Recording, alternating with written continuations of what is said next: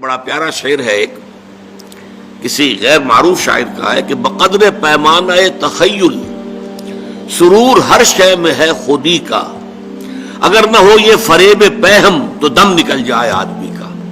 یہ فریب پہم جو ہے، انسان اپنے آپ کو دھوکہ دیتا ہے اپنی نیکیوں کے ذریعے سے، حالانکہ بالفعل اس کی پوری زندگی جو ہے بدی کا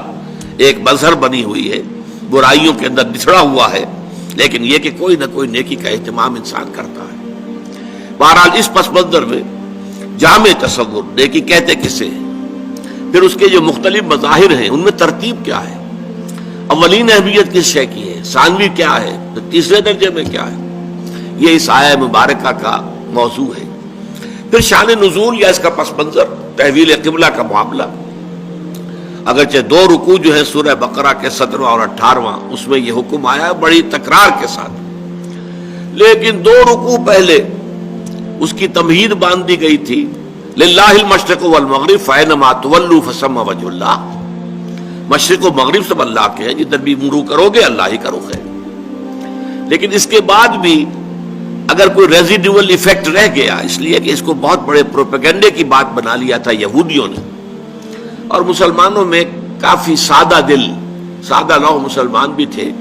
اور آپ کو معلوم ہے کہ جو اوس اور خزرج کے مسلمان تھے مدینے کے، اکثر و بیشتر نو مسلم تھے، ابھی تازہ تو ایمان لائے تھے، ابھی وہ ایمان پورے طور سے ان کے دلوں میں جاگوزی نہیں ہوا تھا، لہذا ان کے دلوں میں اس پروپیگنڈے سے تشویش پیدا ہوئی۔ تو اب آخر درجے میں 3 رکوعوں کے بعد پھر یہ 22ویں رکوع کی پہلی آیت ہے، لیس البر ان تولوا وجوہکم قبل المشرق والمغرب، سخن شناس نئی دل برا خطائی جاست، اگر تمہیں اب بھی تشویش ہے تو اس کی وجہ یہ ہے کہ تم نیکی کی حقیقت کو نہیں سمجھ رہے، تم مظاہر پرست بن گئے ہو، تمہاری نگاہیں صرف ظواہر کو دیکھ رہی ہیں، نیکی کی اصل حقیقت کیا ہے، اگر اس کو سمجھ لو گے تو یہ تشویش ختم ہو جائے گی۔ اب آگے بڑھیے، نیکی کی اصل حقیقت کے ضمن میں سب سے پہلی بات جو آئی اس آیہ مبارکہ میں وہ ایمان کا ذکر ہے۔ عام طور پر سوچا جائے گا کہ نیکی کا تعلق تو عمل سے ہوتا ہے، ایمان جو ہے وہ کسی عمل کا نام نہیں، ایمان تو در حقیقت ایک ذہنی اور قلبی کیفیت ہے، لیکن واقعہ یہ ہے کہ نیکی کی اصل روح جو ہے وہ ایمان ہے، اس لیے کہ ہر عمل کے 2 پہلو ہوتے ہیں، ایک عمل کا ظاہر ہے اور ایک اس کا اصل مقصد، باطنی طور پر اس عمل سے مقصود کیا ہے، موٹیویشن کیا ہے، جذبہ محرکہ کیا ہے،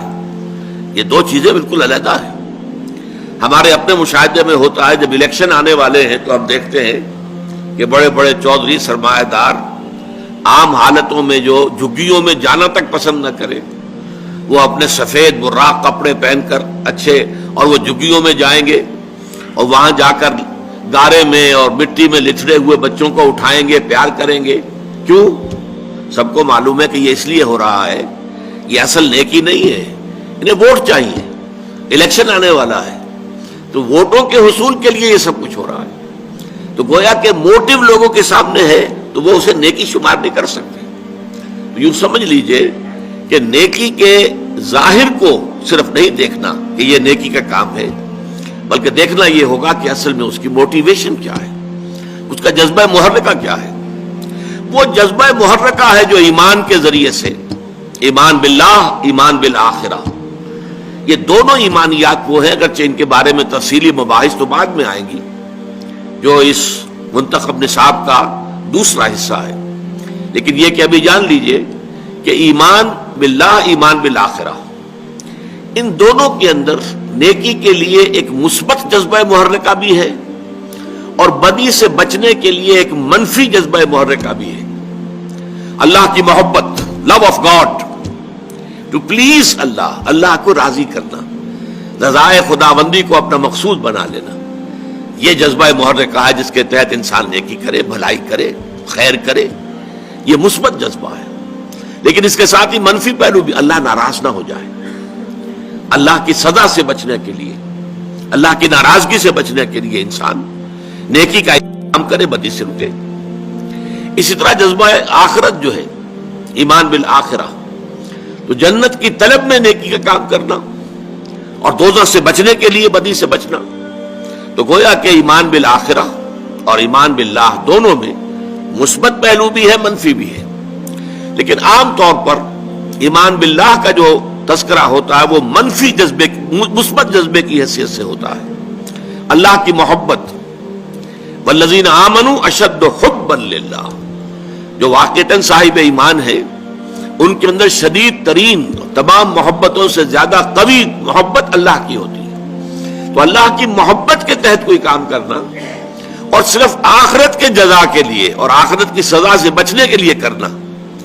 اگر یہ جذبہ محرکہ نہیں ہے تو چاہے کوئی عمل کتنا ہی بڑا نیکی کا عمل نظر آتا ہو، وہ نیکی نہیں ہے۔ ہمیں دیکھنے میں نیکی نظر آئے گی، ایک شخص نماز پڑھ رہا ہے لیکن اس کا جذبہ محرکہ کیا ہے؟ وہ لوگوں کو دکھانا چاہتا ہے، اپنے تقوی اور دینداری کا روب گانٹنا چاہتا ہے، لہذا یہ نماز پڑھنے کا فعل بھی اللہ کے نزدیک شرک ہے۔ من صلی یرائی فقط اشرک، حضور نے فرمایا جس نے نماز پڑھی دکھاوے کے لیے، ریاکاری کے لیے، اس نے شرک کیا۔ ومن صام یرائی فقط اشرک، جس نے دکھاوے کے لیے روزہ رکھا اس نے شرک کیا۔ ومن تصدق یرائی فقط اشرک، جس نے خیرات اور صدقہ اور لوگوں کے لیے جو ہے کوئی ان کی امداد کے کام کیے دکھاوے کے لیے، اس نے شرک کیا۔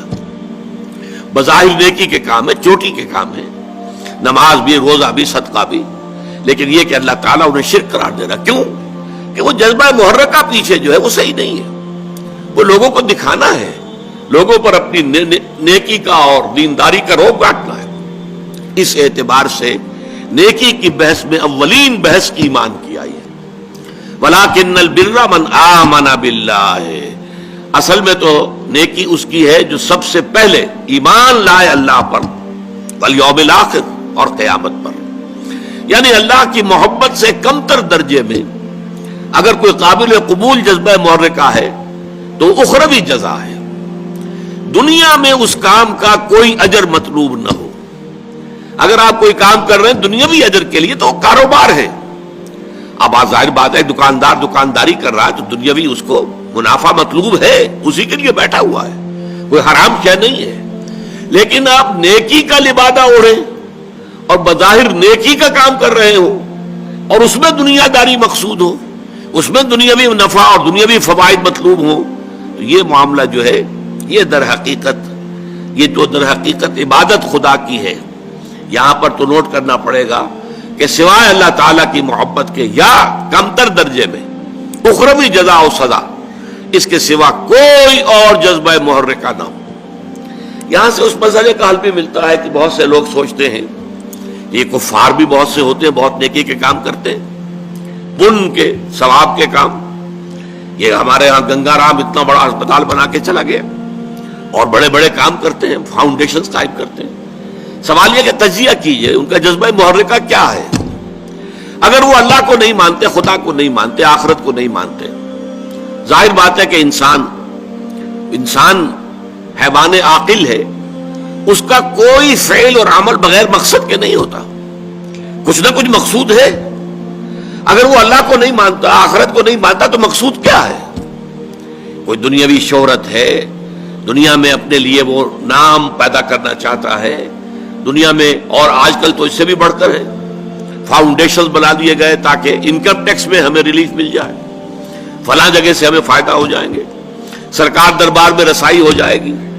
اس کے لیے بلائیں گے، صدر کو بلائیں گے، گورنر کو بلائیں گے، یہ ذریعہ بن جائے گا ہمارا ان تک پہنچنے کا۔ لیکن یہ سارے موٹیوز اگر ہیں تو یہ نیکی کے کام نہیں ہے۔ قرآن مجید میں 3 مقامات پر واضح کیا گیا ہے کہ جب تک ایمان نہ ہو تو نیکی کے اعمال جو ہیں، ایک جگہ فرمایا سراب کے مانند ہے، جنہیں پیاسا جو ہے پانی سمجھتا ہے، حقیقت میں پانی نہیں ہوتا۔ ایک جگہ کہا گیا ہے کہ وہ راکھ کے ڈھیر کے مانند ہوئے کہ جس پر ذرا سی تیز ہوا کا جھونکا آتا ہے تو راکھ بکھر جاتی ہے۔ ایک جگہ فرمایا گیا قیامت کے دن اللہ تعالیٰ ان جو نیکیوں کے ڈھیر لوگ لے کر آئیں گے، ایسی نیکیاں، ریاکاری والی نیکیاں، لوگوں کو دکھانے والی نیکیاں، جن کی پشت پر اصل ایمان باللہ اور ایمان بالآخرت نہیں تھا، تو اس کو یہ ہے کہ قدمنا الی ما عملوا من عمل جعلناہ ھباء منثورا، جیسے کہ ٹھوکر مار کر اور ہوا میں ان کو اڑا دیا جائے۔ تو سب سے پہلی بحث نیکی کے ضمن میں کیا ہے؟ جذبہ محرکہ، نیت کی تصحیح، جس کے لیے کہ بڑی مشہور حدیث ہے انما الاعمال بالنیات انما لکل امرئ ما نویٰ، نیکیوں کا دار و مدار نیت پر ہے، اور انسان کو وہی کچھ ملے گا جس کی کہ اس نے نیت کی ہوگی۔